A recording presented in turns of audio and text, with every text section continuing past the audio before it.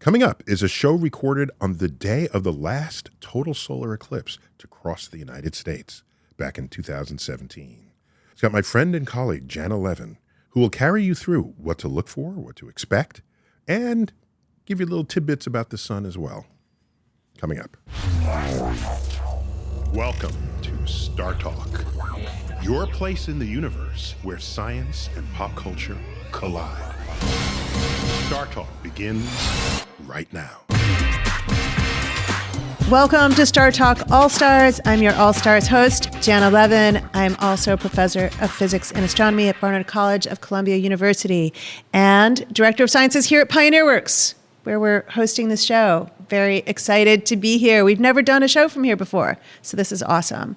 I want to introduce my guest, co-host, Matt Kirshen, comedian and host of Probably Science Podcast. Hi, Matt. Hey, Janna. Welcome. How was your nap? It's been good. Yeah. I came in on the red eye just in case. Yeah, you had a little nap. Right had a little before. sleep on. You've got some feeling very good couches Feeling here at refreshed? Pioneer Works. I'm feeling great. Okay, excellent. And I'm very excited to welcome for the first time on the show our expert scientist, Professor Joe Patterson. And I have to say about Joe, he is many things. He's a professor of astronomy at Columbia University. He is also, I think you said, director of the Center for Backyard Astrophysics. Super cool citizen science, well before its time, well before citizen science was even a phrase, right? Cool. Totally. And also my first astronomy professor. I remember very fondly. And she got pretty good grades. I got an A. I would climb into the back of the classroom in Pupin at Columbia with those stacked levels, you know, they're so steep, with like my big cup of coffee. And I'd be like, but you are such an amazing professor, Joe. Really, just the greatest. So thank you for that. A little small applause for Joe. Welcome to our show. I'm also wearing my eclipse glasses because this is the day of the August 21st, 2017 eclipse. You know what I loved in the 1918 newspapers when they talked about the eclipse that ran from the Pacific to the Atlantic? They said forecasted the next eclipse of its kind in 2017. Isn't that kind of crazy that the people at the time would have been reading those papers? Yeah, well, I think eclipses were probably very, very exciting then. And actually, the next year, there was an eclipse in the Indian Ocean, which is one I know that you know quite a bit about because it's the one that verified Einstein's prediction. 1919. 1919. Yeah, when Eddington went off the coast of Africa. That's right. And it was also, the significance of 1919 was magnified because, of course, the armistice had just been signed, and it was a British team verifying a theory by a German scientist which overthrew Newton's theory of gravity. And this is 6 months after World War I, when the countries were killing each other. Exactly. And they're like, it's like out of the shadow of the war into Science the shadow wins. of the moon. Science So- wins. Yeah. Can you tell me what it was that they verified? So this is something that Einstein made a prediction, general relativity, and then something happened during the eclipse that they could use to test one of these predictions. Yeah. What was it? Yeah, Joe can tell the story. Okay. One of the predictions, light, of course, carries energy. And Einstein said that energy and mass are equivalent. His famous equation, E equals mc squared. So if it carries energy, it carries mass. If it has mass, then it means gravity must affect it, must affect light. Never really been thought about before, but in Einstein's theory, a strong source of gravity should bend light.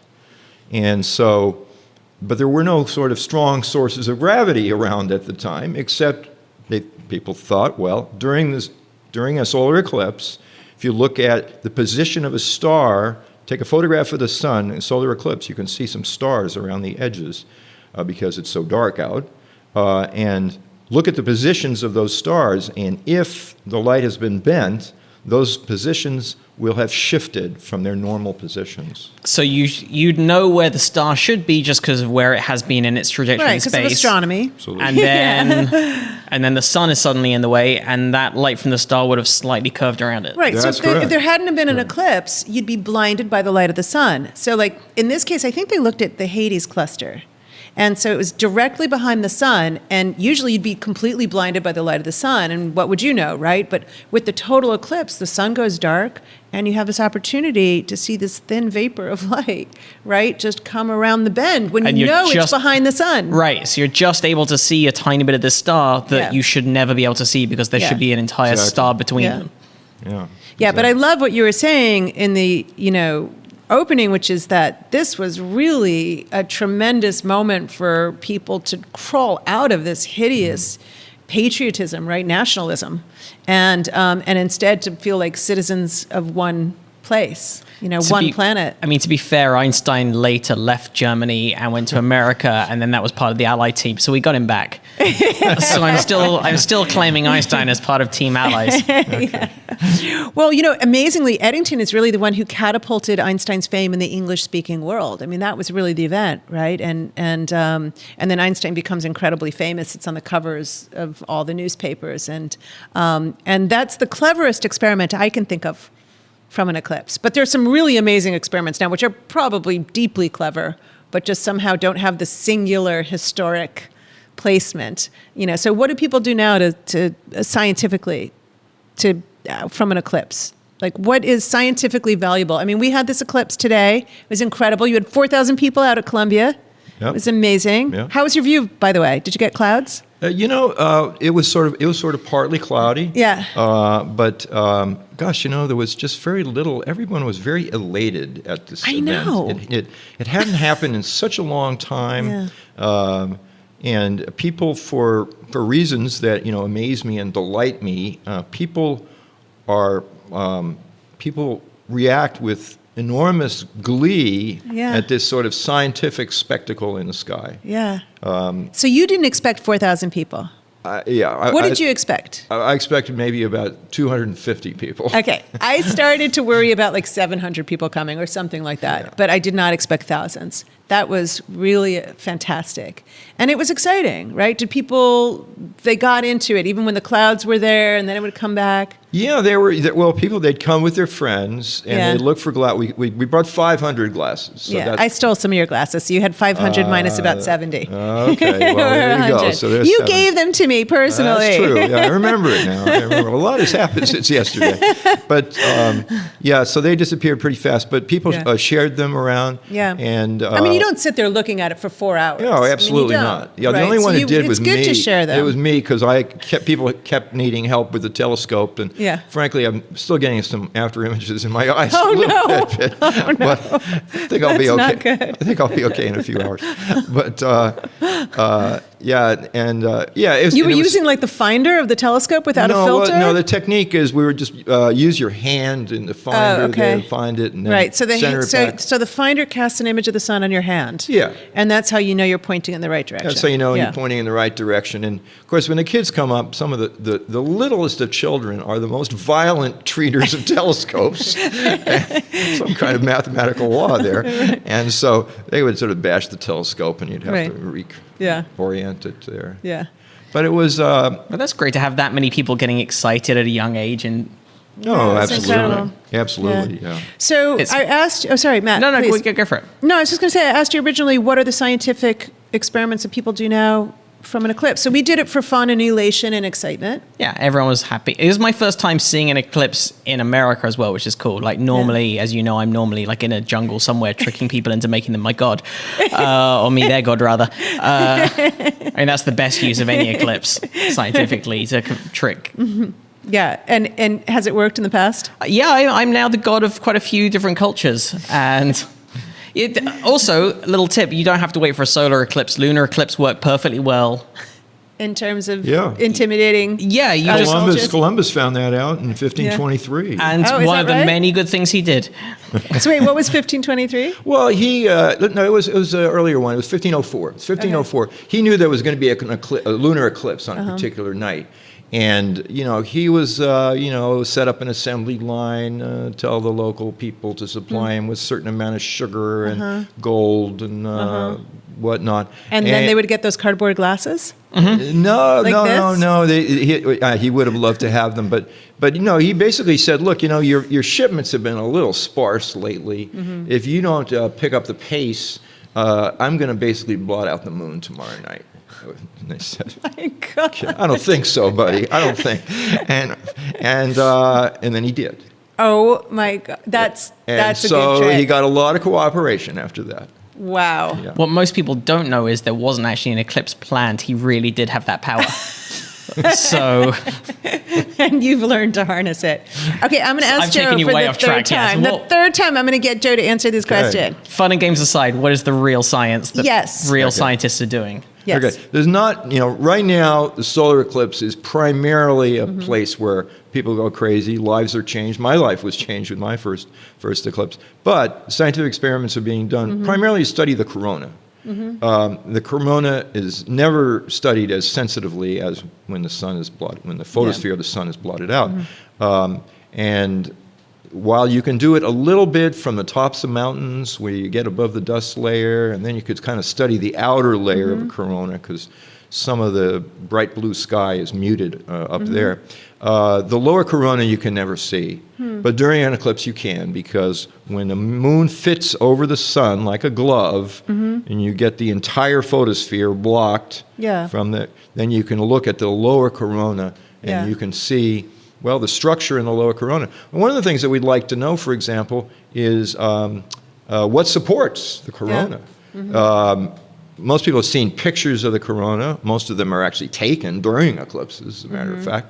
And so you have this big thing in the sky, big luminous thing in the sky, that you'd think that it ought to collapse down on the sun. The gravity of the sun's pretty intense, so why doesn't that gas, collapse so it's like back some on? kind of plasma, magnetic plasma, Yeah, magnetized it's very plasma. hot gas. And it's like frothing.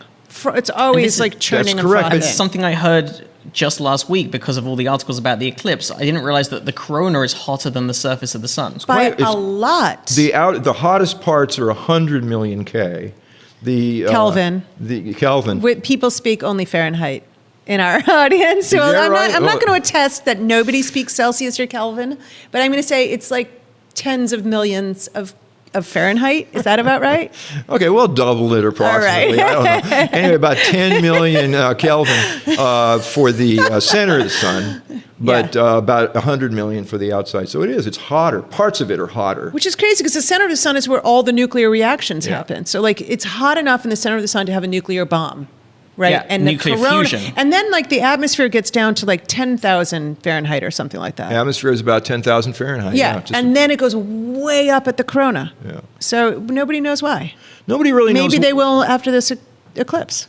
That's a possibility. I mean, there's some kind of way to generate energy into the atmosphere, and we have, of course, an atmosphere which also rises in temperature slightly when you go farther up.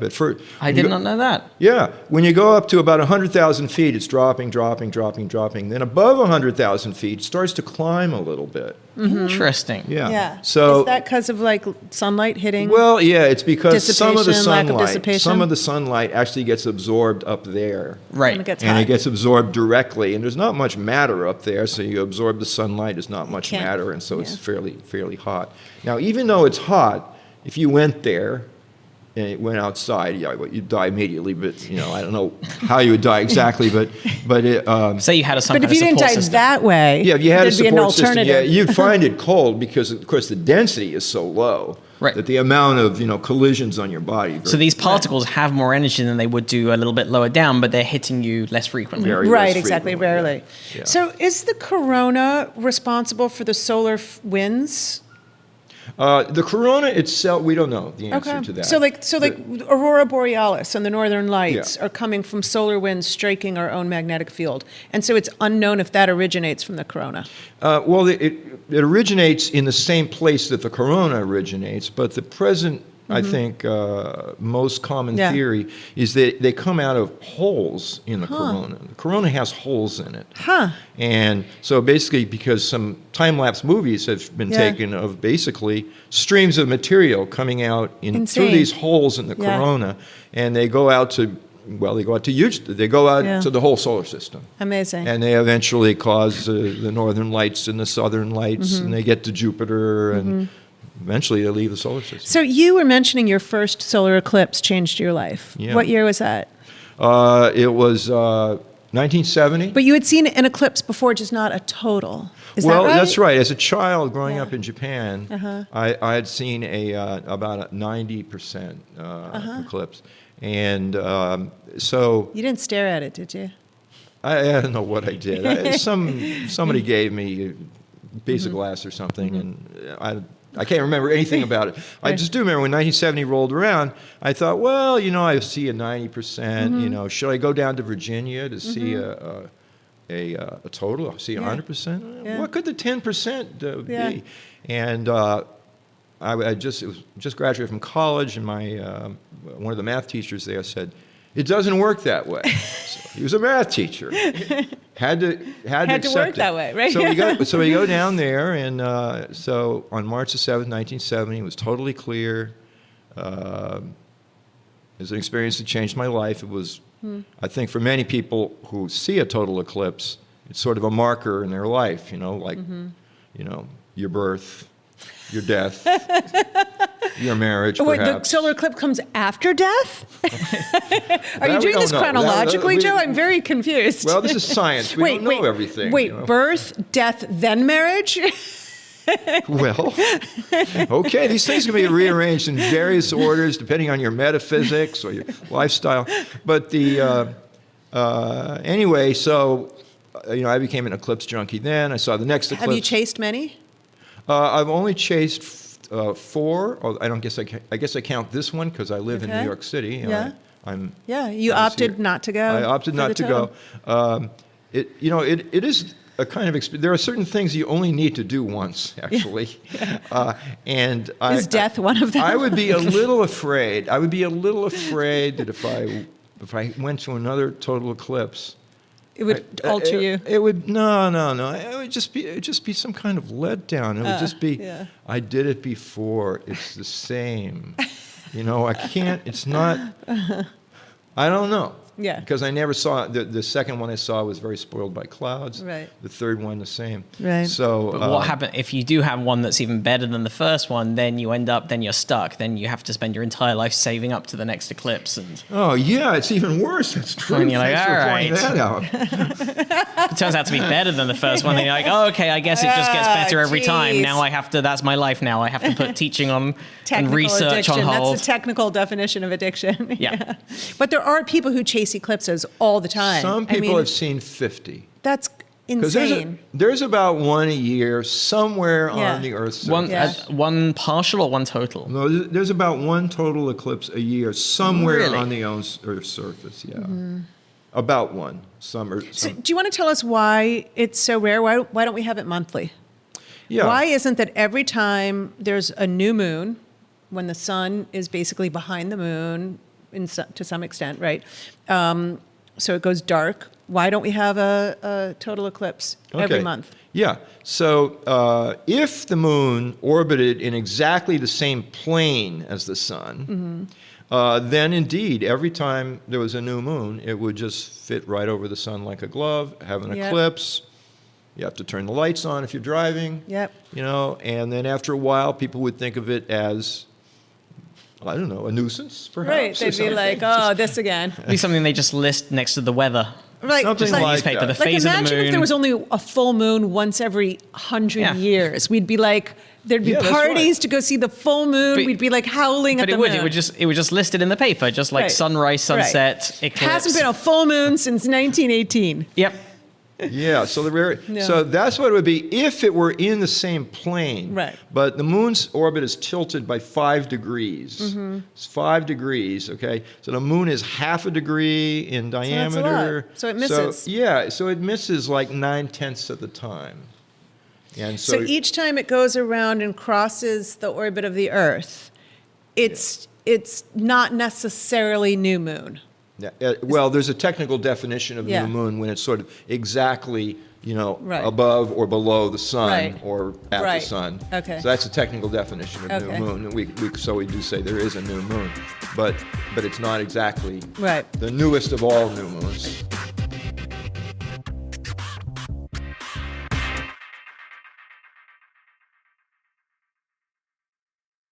I'm Jasmine Wilson, and I support StarTalk on Patreon. This is StarTalk with Neil deGrasse Tyson.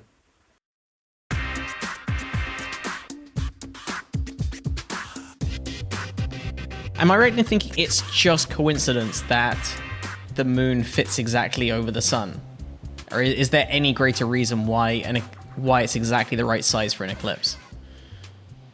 I guess it can only be coincidence. Yeah, I can't think of any reason that that 1/2 a degree, which is the angle that both the sun and the moon have.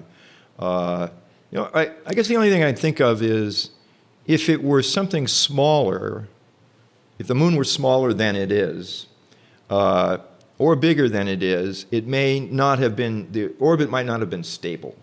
Right. Every orbit has to hang around for 4.5 billion years because we're having this conversation 4.5 billion years after all these events took place that arranged the solar system. Right. So everything that you arranged has to be stable.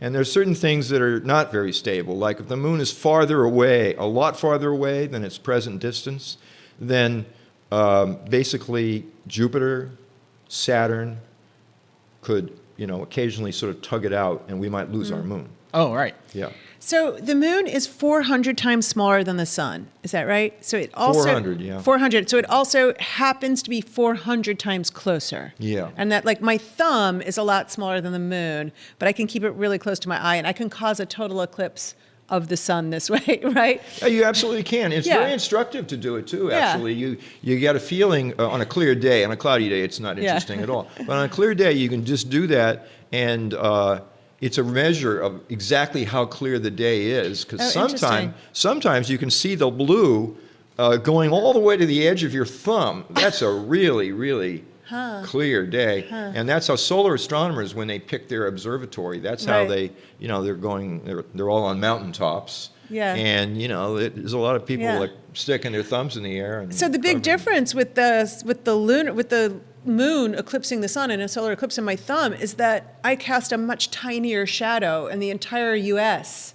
is not excited about the shadow cast by my thumb. Is that fair to say? So the moon casts a 70-mile wide shadow that we can all share. Yeah. But in principle, I could do this every day and be like, woo, it's an eclipse of the sun. Well, but this is an interesting thing because what it also means is that the angular size, it just so happens that humans have an arm and a thumb, an arm that is long enough and a thumb that is wide enough to replicate that particular 1/2 a degree number. I certainly do.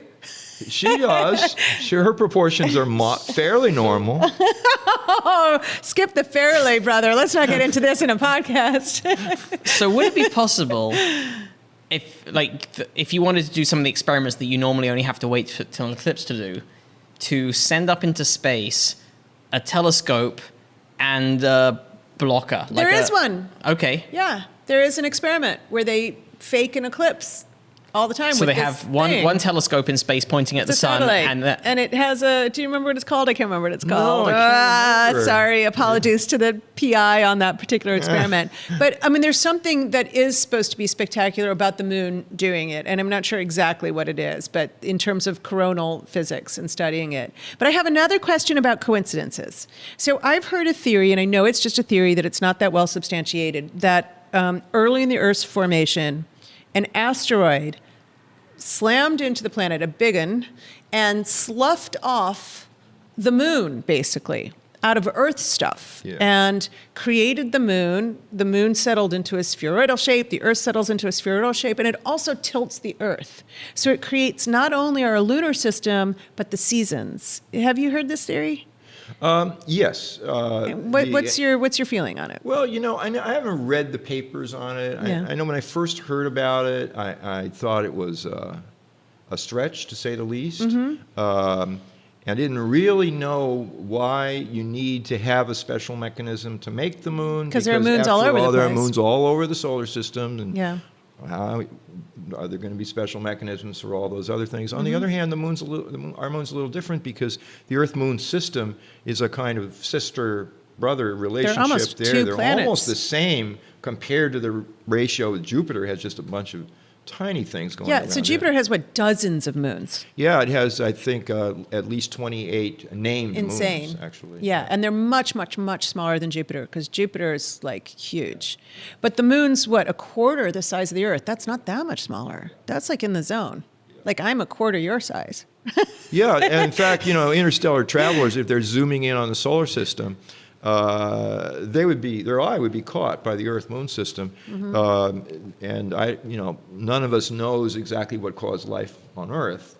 Right. But anyway, I think they could actually consider it a good habitat for life, actually, because of the Moon. So this tilt that the Earth has is also part of the way the eclipses work, and the complexity of it, and where they land on the Earth. And this tilt is also really important for the seasons. Do you think the tilt of the Earth is important for emergence of life on the Earth?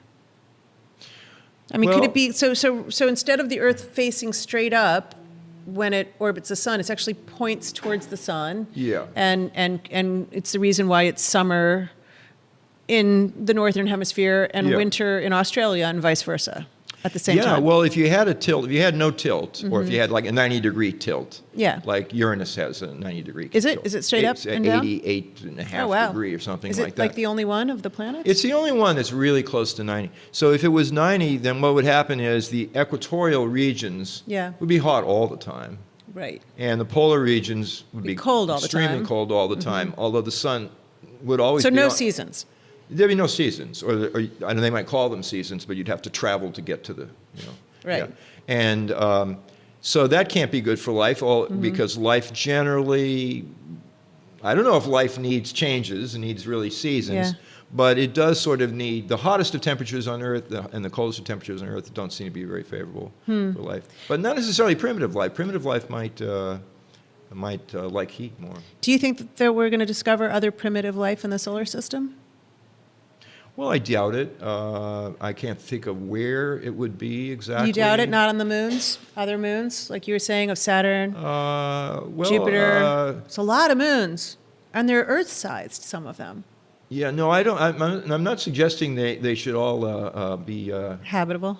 Inhabitable. Oh, okay. I'm not suggesting that there's the prospects are gloomy, but they're not as optimistic. We can't be as optimistic as, say, 100 years ago. I don't know if you remember, there was a famous... 100 years ago, I don't remember it that well. I have like a vague memory. Oh, 100 years ago, it was great. What about you, Matt? Were you drinking a lot back then?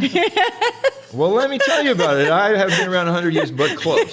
Okay? So back in the day, everybody knows about the Charles Lindbergh, the solo trip across the Atlantic, and he did it for a cash prize of whatever it was, $50,000, which was a lot of money at the time. Well, there was a Frenchman at the time who put out a cash prize to anybody who would discover intelligent life outside the Earth. And various people, but there was a provision, is you have to find the intelligent life from some other civilization, with the exception of Mars, because he thought it would be too easy. Too easy to find intelligent life on Mars. And so, I'm not going to part with my 100,000 francs for...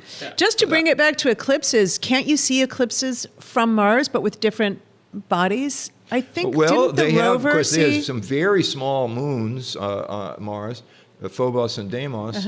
They orbit really fast. Do they cast shadows on Mars? I think the answer is no. I think they're too inclined or something. Small. They're too small. Yeah. Okay. Now, the real adventure on eclipses is Jupiter. Because those moons are moderately big and they're close in. So on any one night, people with a sort of a small telescope, portable telescope, you can train it on Jupiter, and your chances of seeing a little dark spot move on Jupiter are moderately good. They're like 10 or 20% on a given night. Wow. So if 7 nights, you'll see several of them. Wow. And that's just one of Jupiter's many moons, just eclipsing a bit of Jupiter. Yeah. It's the 4 big moons that do it. Right. Yeah. And one of them, it races around really fast, and so it produces a lot of... You can actually, if you follow with a telescope with a lot of patience, astronomers are famous for, then you can actually, from hour to hour, you can see it move on the planet. So apparently, though, it's very hard to get solar glasses there. Yeah. Yeah, really hard. And a good place to like stand. worse than getting them in New York City. Actually, what happens if you... Jupiter's a gas giant, right? Does it have any kind of solid rock, or is it just gas? Is it collected? Would you just sink into Jupiter? Yes, you would. Jupiter, the surface of Jupiter is if you tried to land on it, what would happen is your spacecraft would just kind of Keep keep going until you got to a place where your density was about equal to the density of the local surroundings. that's where And you that's would just balance. the floating point. That's just the sort of- Yeah, that would be the floating point, and you would just sort of float Like there. the Dead Sea. Yeah, or like It would be like the I'm Dead just Sea. thinking about when I went scuba diving years back, and a lot of scuba diving is equalizing your density until you stay at a specific height Is that right? or a specific depth, I guess is Okay. the correct term. But Yeah. yeah, and you're not meant to swim up or down. You just increase or decrease the amount of air in your jacket, and you just You're well prepared for a trip to Just Jupiter. There you go. So You're the first. We're sending you. yeah. So You're I think in. with my basic open water certification from 15 years ago, I'm more than qualified to be the first human on Jupiter. Agreed. Or in Jupiter. Qualifications mean nothing anymore. Yeah, I It'll do. think the most important thing nowadays is just believing you can do it. Yeah. You just express your opinion on the web. Yeah. But I was going to follow Every up. opinion is equally valid, Janna. It's true in the comment section on Yeah. Amazon. So, Joe, you said something which I think is really interesting about your work, which is you said astronomers are known for their patience, and some of your research is based on things exploding. Yeah. Things exploding, cannibalizing, the kind of stuff that's really fun to do in the lab, like blow things up or smash them together. But you don't do it in the lab. You kind of wait patiently for nature to do these things. So tell me about one of, let's pick up cataclysmic variables here. Can you tell us what those are? Yeah, well, these are they're very close binary stars. In other words, two distinct stars which are orbiting around each other, typically every few hours. Okay, so in other words, a year in that binary would be, say, 2 hours. So these are immense things moving incredibly quickly. That's right. Yeah. One of them is a kind of a fairly normal star, but a very low mass star, like 1/5 of a solar mass. Say. And the other one is around 1 solar mass, but it's tiny. It's just the size of the Earth. So is it a dead star? It's a dead It's already star. had its long life. It's a dead star. This one is this particular one's called the white dwarf, and it's got the size of the Earth. Excuse me, the size of the Earth, the mass of the sun. So the density is tremendous. And So did it have a supernova event, or did it blow up? Did it it had a long life it had as a a star? It had a long and life. then The sun will become one of these. Become Oh, a so white dwarf. it just sort of distends. Yeah, the sun will slough off its outer layers, and its Vaporizing. inner part, because its outer layers will be responding to the inner layers that get very hot in the Yeah. later stages of life, and so it kind of drives off the outer Yeah. layers. What's left is the inner layer, which is a little bit. In our case, it'll be about half a solar mass. Half the mass will Okay. be expelled, the other half will be Okay, there. so then it'll just sort of quietly, and then it just gets really dense. It tries to collapse. It tries to collapse, but then what happens is that the electrons kind of crystallize, actually. They sort of form a lattice. So we're surrounded by things that have crystallized, Yeah, rocks. and they become hard. They and become resistant very hard. to compression. And absolutely. A white dwarf would be quite a bit harder than the hardest diamond. And anyway, so there are these Sell things. that. They're going around each other, and what happens is the gravity from the white dwarf is so strong, rips off matter from the other star, falls down onto the white dwarf, and that matter is hydrogen. It builds up. Well, hydrogen, as we have known since about 1950, Yeah. hydrogen will explode. If you put enough hydrogen at Okay. a high enough temperature, Okay. it explodes. So you get like a nuclear weapon. It's exactly like a thermonuclear weapon. Okay. Only it is all over the surface of the star. All over the surface. If it were at the center, it would blow the star up. Okay. But there is no hydrogen at the center. Okay, so the reason is the gravity is so strong in this star that the center is iron, and then out beyond that is magnesium, silicon, and then carbon, and then Great helium. natural resources. All of these things, trapped. you can't get to them. They're all can't get trapped. to it. Absolutely. And it's all crystallized, and you have that hydrogen. So the hydrogen blows up about in the case of this star that fascinates me the most, about Yeah. every 30 years it happens. Oh, really? So it's constantly cannibalizing its companion. Constantly cannibalizing. And then, its but companion. only And then every every so 30 often it- years does it hit criticality. Every 30 years it hits criticality. It's not like it's not like clockwork. Okay. Sometimes it's 20, sometimes it's 40. But about every 30 years, it's happened 6 times in the last 140 years. Wow. And just the recent one was just a few years ago. And then what happens is it expels all the gas around it. It expels all the gas that lay on the surface, all the hydrogen gas that didn't get burned. And it also ablates the companion. It just blows it. It kind of blows away the outer parts of the companion. Just a shell. I'm just imagining like this hairless, sad creature. Yeah. Just a sad. No, it's actually really good for the other star's complexion. You guys have a like very getting positive laser? look on these things. We call it a mutual suicide pact. Because what happens is, because the only reason this is happening is the secondary is feeding. It's feeding the white dwarf, and then the white dwarf is thanking it by basically sort of blowing it apart. So this is how you just repay a metaphor for life. This is what? Jesus. This is how you repay me. Yeah. After all I've given But to you. it just keeps going because they don't learn.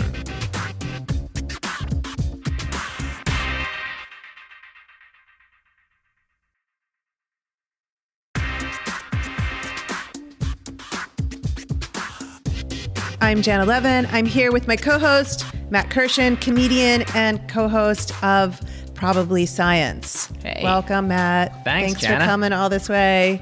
I've been on your show a bunch. You have. We have to do it again. You have. You're It's our always go-to fun. astrophysicist. Yeah, we haven't done an eclipse show. We'll have I to know. do that. We'll do it again. Anytime there's any kind of black hole story or anything like that, we're like, we're stuck. Call Janna, help. You guys have called me like in the middle of the night. Seriously, I've been lying on the couch and Skyped with you guys, and it's been like good material. Well, thanks. Yeah, we got a 3-hour time difference as well. It's not like I we're know, podcasting exactly. at midnight. And we're also here with our expert scientist, Professor Joe Patterson, professor of astronomy at Columbia University, and also the director, right, of the Center for Backyard Astrophysics. I love that. What do you guys do for backyard astrophysics? Well, we're a collection of about 100 people scattered around the world, mostly amateur astronomers. There's a few professionals sprinkled in there, but mostly amateur astronomers with sophisticated telescopes in their backyards. And there are people who, they started out in astronomy looking at the moon and looking at the moons of Jupiter. Yeah. and Is that how you started couple out? Galaxy, absolutely. That's how Yeah. I started out. Yeah. And then after a while, they thought, well, maybe I could do science with the telescope. Yeah. And the answer Is that what you thought? I never thought that myself. No. And they look around, and we've been running this organization now for 35 years actually. So I'm pretty well known in the amateur astronomy community. And they write me letters. They say, well, here's my setup. Can I contribute to your research? And I write back to them. I write lots of letters every day. Wow. In some cases, it's like a small child in Uzbekistan or something. Amazing. So that's I don't get too much from that. But but interestingly enough, we actually got a very good station. There was an Air Force intelligence officer stationed in Uzbekistan who said, "Can I contribute to your research?" Well, turns out our research needs global coverage because we follow the brightness of stars over 24-hour period. Right. So we need stations all around the Earth, and Uzbekistan was a good Amazing. place. And he was a great, great observer, and he would send us data back on the brightness of stars. He was sort of spying on Al-Qaeda by day and stars by night. Don't tell us any more about this guy. Yeah. I just want him to live through the next StarTalk episode. Okay. But you know what I love of the many things I love about this story is it combats the notion that science is elitist. Because, it really is a subject of just almost childlike curiosity, right? Relating to the natural world. That's really what it is. It's got to be the least elitist subject imaginable. And yet we have this reputation, I think, of being an elitist field. Do you think that that's true, that we have that reputation? Well, we do to some extent. I have to say it's greatly mitigated by the great successes at popularizing astronomy, of which you are, a very prominent example, of course. Thank you. And as this program is, as a matter of fact. And Neil. And absolutely.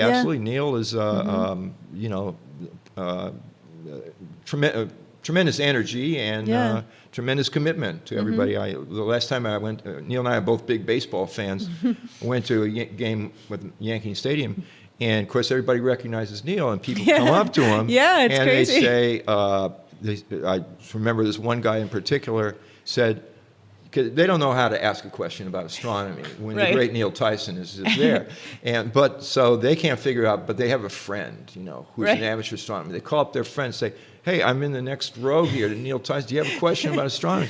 And they hand Neil the cell phone to answer him, and he answers cheerfully. That's so sweet. This is really sweet. I know. He's got a really great demeanor. Like, I'm much grumpier than Neil. Amazing.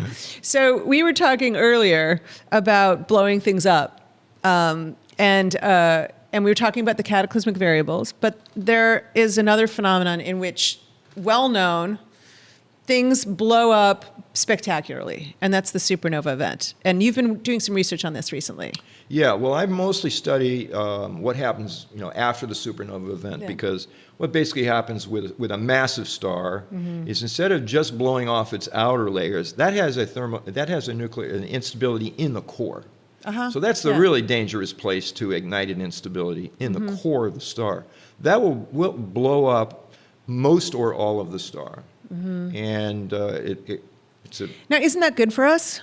Well, and this is one of the things I really distinctly remember from your astronomy class when I first took it, how it's important for life that a star blows up. If stars never blew up, we're pretty much going to say goodbye to emergence of life in the universe. If stars never blew up, we would be mostly hydrogen and helium creatures.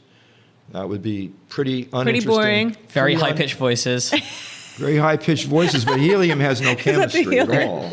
But if we breathed that we'd all have high-pitched voices, sound like Donald Duck. But the Thought you would mention a different Donald. We need the supernova. The stars manufacture the heavy elements, but then they have to blow up. Yeah, if they didn't blow up, right? So they do blow up, and that's why you get everything up to uranium. Yeah. So you've been studying supernovas. What's new? Yeah. What's new in the field of stars blowing up? I mean, supernova events are amazing because they're one of the few things we can see with the naked eye. Yeah. Like, one day there's nothing there because the star was too faint to see. Yeah. Then it blows up, and suddenly you see this big object in the sky. Why can you see it after it blows up? Why isn't it just gone? Well, basically, a couple things happen. First of all, it's an enormous cloud. It becomes, very, very big, much bigger than any star. And it's still dense. So they stay bright for, the most famous one of all, the one that made the Crab Nebula. It happened in the year 1054 on July 4th, patriotically enough. How do we know it was 1054? Is that from historical records, or is that? Yeah, there's historical records, Chinese and Korean records of a bright thing appearing in the constellation Taurus, and they described where it was, and we know. They wrote it all down in books that we can read now, and their constellations are now understood by Chinese scholars, and we know where it was, and that is where we now see a cloud of gas that is expanding slowly outward. So that a supernova happened there. Yeah. And then you're like, all right, well then that's what they must have written. And you say both Chinese and Korean scholars wrote about it separately. They wrote about it separately. And we can see it now. We can see it now. It's very faint now. You need a moderate-sized telescope. How long was it bright for? Well, it was visible in daylight for a month. And in daylight. In daylight. That's insane. For a month. That's like the only thing that's visible in daylight for us is the moon, very, very, very rarely. That's right. Well, the sun, of course. But the sun is daylight. It was visible in daylight, and then it was visible in the night sky for, I believe, 2 years. In the night sky, meaning naked eye, because they didn't have any telescopes. And then, of course, faded. Nobody knew about it. And then the telescope was invented, and suddenly it came back to history. And then you're like, all right, it's still there. There it is. And then it was figured out. So we can still detect it a full millennium later. We can see it 1,000 years later, yeah. And we can still see it expanding outward. It's still expanding outward. Oh, yeah, it's still expanding outward, about 1,000 kilometers a second, pretty hefty rate of expansion. Wow. And and so it's giving all of that good stuff the carbon, the heavy metals, Yeah. all that good stuff to its own environment. That's right. And then how does that lead to emergence of life? Like it blows out and then what? You're asking me to now on StarTalk explain the origin of life? Well, no, not the origin of life, but I'm saying like so the nebula expands outward, but then what? Like, how do you make a solar system out of that? Well, it has to mix in the galaxy. All this stuff is just going to get mixed in the galaxy. Basically, about every 30 years, another supernova in some other part of the galaxy goes off. All this stuff mixes, and now the biologists have to come in and tell us how we're going to get That's life another episode. Yeah, they should get to So you work. were saying our solar system was the consequence of multiple supernova events. Absolutely. Snow plowing, Absolutely. all of this great stuff together, these heavy elements together to make rocky planets and water and all this good stuff. Yeah. That's not a bad scenario. Yeah, and there's even this one theory that says the origin of life, and you're probably familiar with this theory, that says the origin of life actually was the result of a nearby supernova. Because, a nearby supernova, what it does is it sort of compresses the blast wave from it actually compresses the gas around it. So you can sort of form new structures in the debris Like of a snowplow. supernova. Like a snowplow. Yeah. So we were asking you earlier, what's new in the supernova world that you're working on? Well, the big thing that most people that study supernovae, this is the great discovery was made in 1998, discovery of dark energy, and it was made possible by looking at there is a class of supernovae that have exactly the same intrinsic brightness. Okay, so by looking at how faint they are in the sky, you can determine their distances very precisely. Yeah. They're in galaxies. Yeah. Those galaxies share in the Hubble law of expansion. And so they were the key to being able to basically test the velocity distance relationship, which I'm perhaps. So it's like I have a light bulb here. I move it further away, and because I know a lot about that light bulb, I can tell its distance. Yeah. Because I know a lot about it That's ahead right. of time. Exactly. So I can place that these light bulbs, which are the supernova, are actually in other galaxies, and I can tell that they're moving away, and therefore measure the expansion rate of the universe. That's right. I knew that, but I was just recapping.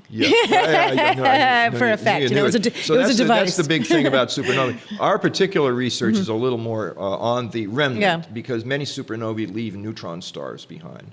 When you blow up the star, you don't necessarily blow up the whole star. You blow up the outer part of the star. The inner part of the star could be so compact that the gravity can survive that.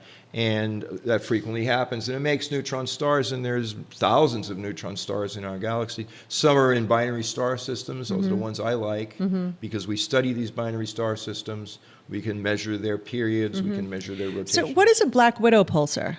A black widow pulsar is a very tight binary, like a cataclysmic variable, where the two stars are so close together that the pulsar beam, pulsar is like a big... So pulsar is a neutron star. It's a rapidly rotating neutron star with a big sort of searchlight beam of charged particles searching around, going around. Typically, it's a lighthouse. Like a lighthouse going out around, say, about 30 times a second, or say 10 to 30 times a second. So if you're at a specific point in space, you just see it flashing on and off. You'd see pulse, pulse, pulse, pulse, pulse. So instead of a 24-hour period, it's a pretty fast period. It's less than a 30 times per second. Most of them are less than a second. Some of them Yeah. are a few seconds. Yeah. But, right about that. And so what happens is if there's another star that's in the vicinity of it, it keeps getting hit with all this energy, these electrically charged particles that are emitted, they keep bombarding the other star.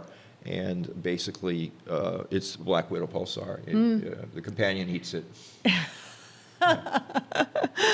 On that note,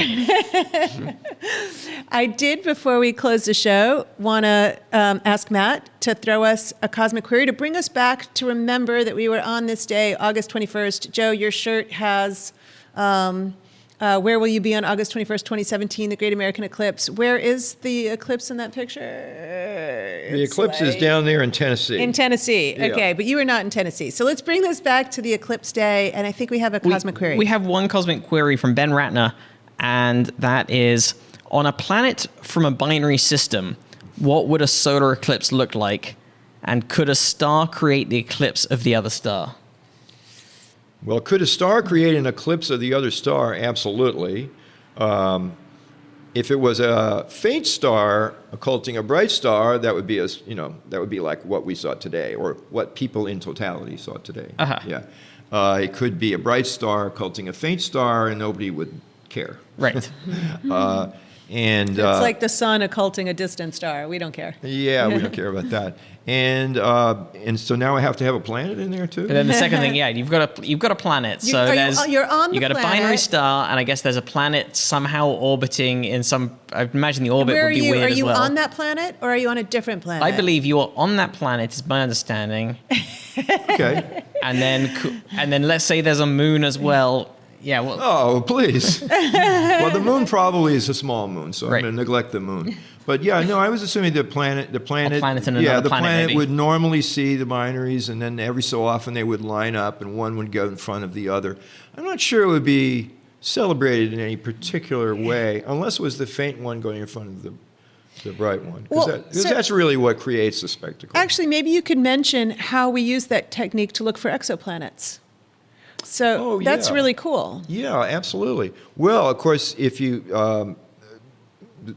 very popular technique turns out extremely useful technique for finding exoplanets is just look at a nearby star and just watch it for continuously, say for 6 months or so. We have spacecraft that can do this. Humans can't do that, but spacecraft can do it.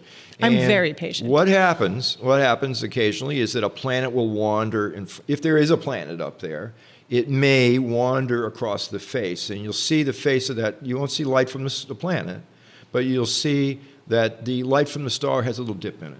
right. And then It's an eclipse. 4 days later, it has another little dip in it, and then another little dip in it, and then another little dip. And after about 10 of these things, you say, hey, it's regular. So if it's regular, it's not like, the weather or something. So It is- something's orbiting. There's something Yeah, orbiting and it. we're literally using the eclipse of a tiny planet, so it's nowhere near a total eclipse. It's an absolutely teeny But tiny just partial enough to eclipse. reduce the light intensity. Yeah, so that from Earth we can tell that the star has planets, and we can start to count the number of planets they have and estimate their sizes. I mean, that's a spectacular use of the eclipse phenomenon, basically. So we see other eclipses from Earth besides just solar and lunar. Yeah, I forgot all about those. Isn't that great? Yeah, I know, it really. just occurred to me just now. Yeah, right. You've been listening to Star Talk All Stars. Thank you so much for tuning in. I'm Janna Levin, your All Stars host. My co-host Matt Kirshen. Hey. Wave to the audio audience and a couple of video audiences. And our expert guest, scientist astronomer Joe Patterson. Thanks so much, guys, for coming. Thank it was you. so fun. Let's Thanks, keep Janna. talking when the cameras are off. Salutations from the shadow of the moon, August 21st. See you next time.